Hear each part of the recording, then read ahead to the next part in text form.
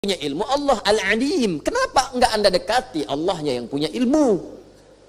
Kan rumusnya begitu. Orang yang punya kita dekati supaya dapat bagian dari apa yang ia punya. Allah punya segalanya, dekati pemiliknya supaya ia membuka kepada Anda segala pintu kemudahan dia.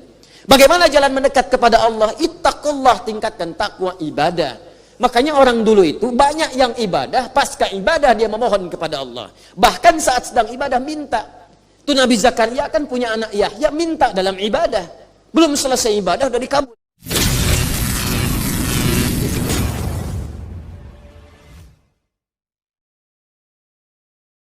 Sabar itu praktek kebaikan, taat. Sekarang sabar dipakai maksiat. Anda bayangkan. Saya pernah kasih contoh. 3 orang pencuri itu. 1 pimpinannya, 2 trainer seniornya. Yang pertama baru daftar. Ini maling baru. Pengen nyuri motor. Yang baru praktek tuh diamatin sama trainer sama bos dari jauh.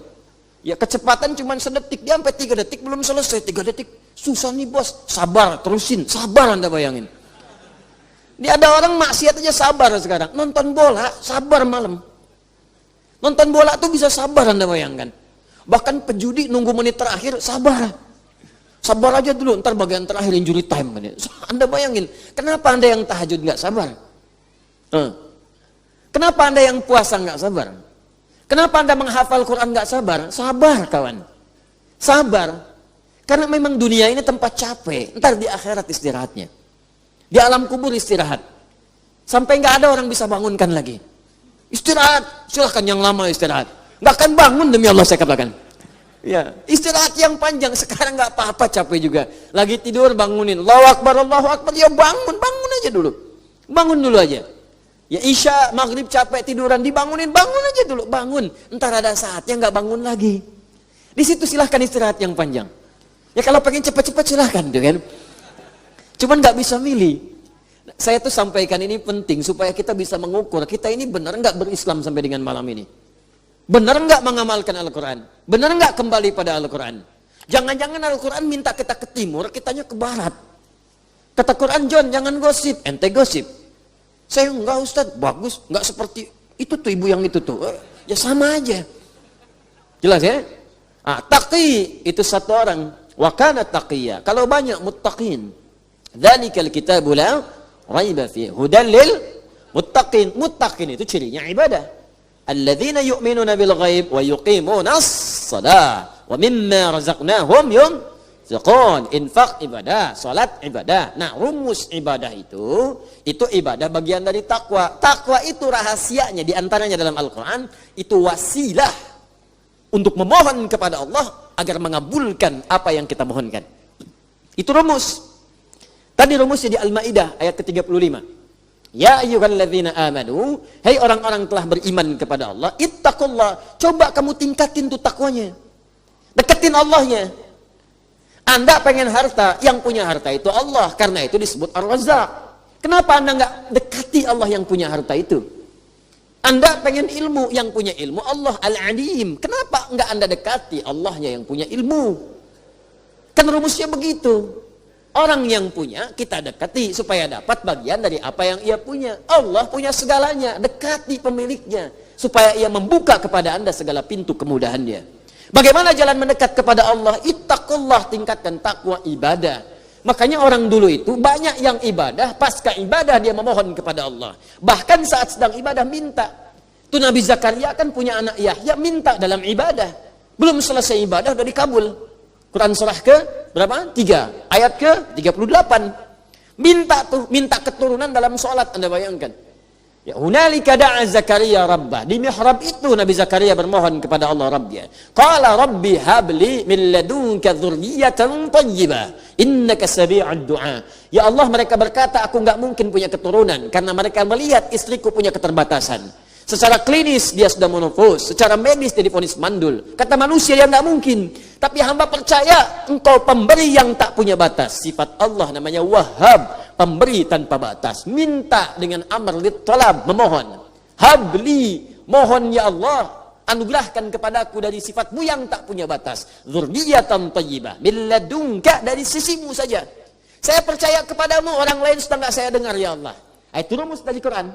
Kalau ada orang menghukumi Anda dengan sesuatu terbatas. Ini udah nggak bisa, Pak. Ini nggak mungkin, Pak. Ini mustahil, Bu. Kalau ada kalimat itu tanda pertama dari Allah. Tinggalkan pendapat manusia, segera cari amalan mendekat kepada Allah, karena Allah memberi kabar gembira, ingin mengabulkan langsung kepada Anda tanpa perantara manusia. Itu cara bacanya. Cuma mesti yakin, karena kaidahnya dibuat dengan la raiba fi. Kalau Anda nggak yakin, sedikit hanya ragu, nggak akan dapat. Mesti yakin, full keyakinan dalam hati kita. Full keyakinan. Kalau sudah full, dapat. Makanya ketika Nabi Zakaria memohon dengan penuh keyakinan dalam salatnya, innaka sami'ud du'a. Engkau pasti pakai inna tuh. Inna itu kan kalau di ilmu nahwu kita ngaji, inna harfu nasbin wa tawqidin tansibul isma wa tarfa'ul khabara mabniun 'alal fathi la mahalla lahu min al-i'rabi. Paham? Tidak. Nah. Inna harfu nasbin wa tawqidin. Inna itu huruf yang menunjukkan makna nasab. Nasab itu kalau harakat fathah harakatnya. Tapi di ilmu bahasa nasab itu menancapkan sesuatu dengan kuat. Nasabar rajulu asahu 'alal ardi. Seorang menancapkan tongkatnya dengan kuat di tanah. Bum. Sehingga sulit untuk dicabut. Sulit nasaba namanya. Jadi kalau ada kalimat dibuka dengan inna, itu mesti tancapkan dalam hati kita dengan kuat. Jangan ragu. Makanya orang Arab kalau ingin meyakinkan sesuatu pakai inna di depannya. Ya. Huwa ya'ti hadzal masa. Orang itu akan datang sore ini. Ah, masa? Kif? Gimana? Innahu ya'ti hadzal masa. Saya yakin dia akan datang sekarang. Ya. Uhibbuk. Aku mencintaimu sayang. Gombal. Inni uhibbuk ya inna. Sungguh inna, aku mencintaimu. Namanya inna misalnya. Ya. Inna, inni, sungguh aku. Inni uhibbuk ya ummi. Saya mencintaimu ibu. Inni uhibbuk ya abi. Aku mencintaimu ayah. Fa idza ihfadal Quran. Kalau engkau cinta denganku ya anakku, hafalkan Quran supaya engkau berikan mahkota padaku di hari kiamat. La ahtaju bi Ferrarika, wala bi Lamborghinika, wala bi Lamborghituka, wa innani asyaqqu hubban wa ashtaqu mahabbatan lil husuli tajil Quran. Sungguh aku enggak butuh dengan Ferrarimu.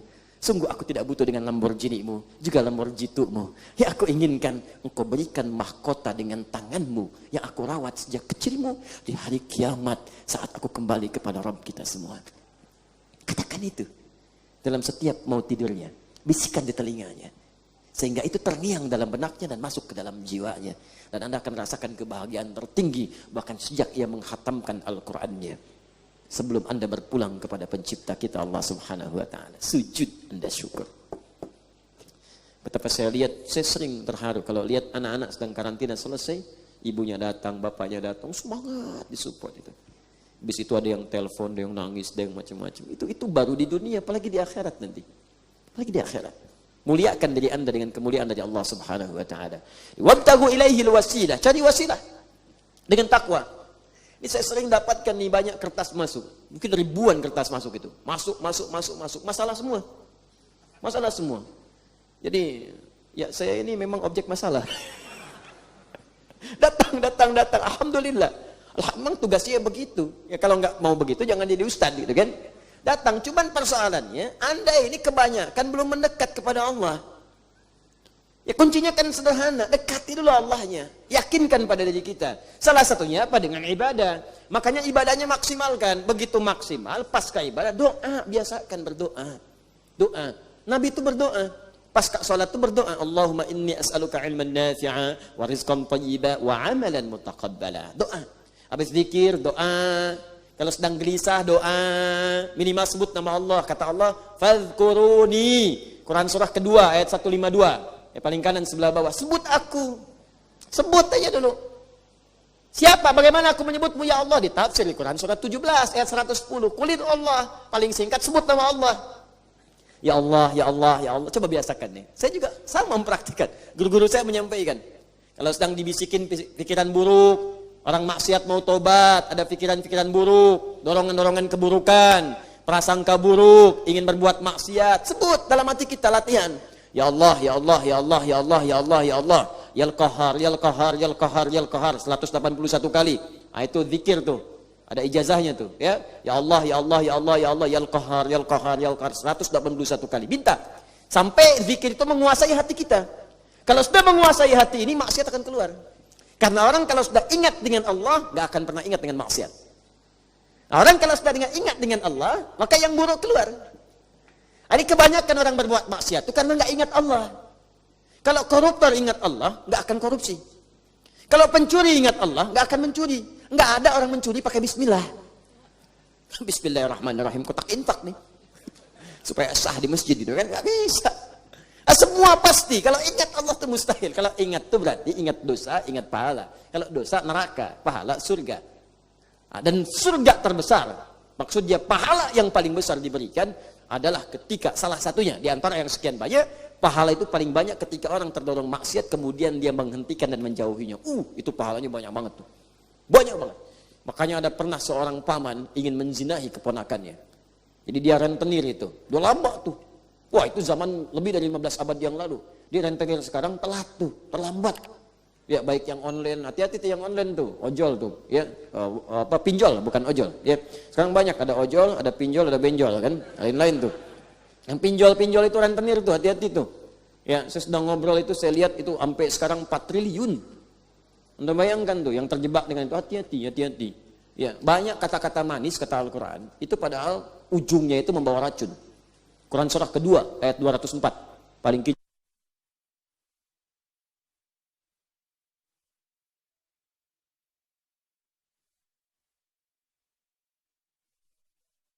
Khisam, Anda akan temukan sebagian dari manusia kalau berbicara kata-katanya cantik, kalimatnya menarik, kalau iklan itu begitu memikat hati, ya ajakan-ajakannya bagus, wa yushhidullaha ala ma fi qalbi, sebagian bahkan ada yang menyebut-nyebut Allah. Orang dibelar potong-potong ayat Al-Quran, ada yang bawa-bawa hadis, tapi maknanya diselewengkan, bikin tulisan-tulisan ilmiah, gitu kan? Karya ilmiah, tapi isinya menyelewengkan makna-makna firman Allah. Hati-hati, itu berbahaya, ujung-ujungnya kata Allah penuh dengan penderitaan.